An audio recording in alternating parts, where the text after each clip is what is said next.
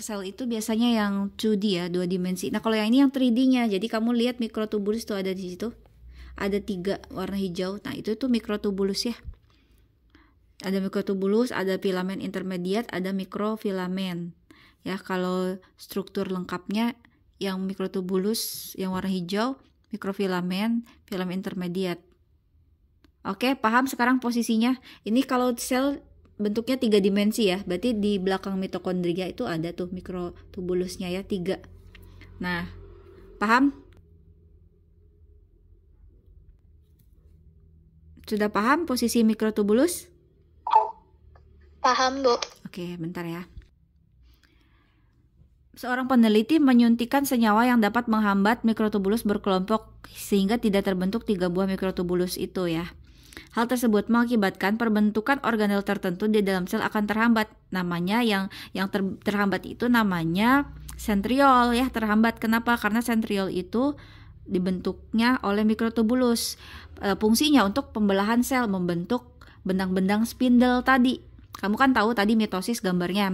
Mitosis itu sebelum membelah itu dia harus mempunyai benang-benang spindle ya untuk menggerakkan si kromosomnya ke kutub yang berlawanan agar kebagi rata kan agar kromosomnya kan terbagi rata dari 2 sel itu, maka harus digerakkan oleh benang spindle. Nah, benang spindlenya ini dibuatnya oleh sentriol yang mana dibentuk oleh mikrotubulus. Jadi kalau mikrotubulusnya terganggu karena disuntikkan zat-zat tadi, maka sentriol akan terganggu, benang spindle juga akan terganggu. Jadi kalau terus-menerus terganggu akan terjadi terhambatnya pembentukan benang spindle yang benar jawabannya ya.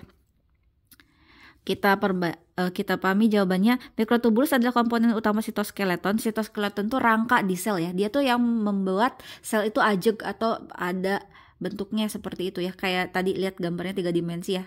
Jadi emang biar ajeg gitu di selnya, makanya ada sitoskeleton, rangka di sel. Salah satunya rangkanya mikrotubulus. Selain itu ada filamen intermediate ya, dan juga ada tadi namanya mikrofilamen ya, ada gambarnya tadi ya di sini, mikrofilamen dan filamen intermediate itu rangka sel atau namanya sitoskeleton. Nah, itu tuh penting dalam sel ya. Baik itu proses mitosis atau meiosis, itu akan membentuk benang spindle selama pembelahan sel. Jadi mikrotubulus dan protein tubulin itu saling berpolimerisasi membentuk struktur panjang. Jika senyawa yang disuntikan ini oleh peneliti ini menghambat pembentukan mikrotubulus berkelompok, maka 3 mikrotubulus itu akan tidak terbentuk sehingga akan mengganggu proses pembentukan sentriol, sehingga itu juga akan berpengaruh terhadap pembentukan benang spindle ketika proses pembelahan sel. Berarti selnya nggak akan bisa membelah dong. Kalau nggak bisa membelah berarti nggak bisa regenerasi sel, nggak bisa reproduksi sel. Ya udah deh, berarti bahaya ya. Kalau kamu tidak bisa beregenerasi selnya, kamu bisa jadi pendek-pendek terus loh. Karena kan pembelahan sel itu berpengaruh juga menjadi kamu tinggi pertumbuhan kamu ya. Gitu ya. Jadi benang spindle ini dibutuhkan untuk memisahkan kromosom selama proses mitosis atau pembelahan sel. Jika benang spindle tidak terbentuk, pembelahan selnya terhambat. Jika itu terhambat, maka kegagalan distribusi kromosom. Akibatnya siklus pembelahan sel akan terganggu dan dapat berdampak signifikan pada pertumbuhan dan regenerasi jaringan. Oke, paham sampai sini? Paham, Bu. Oke.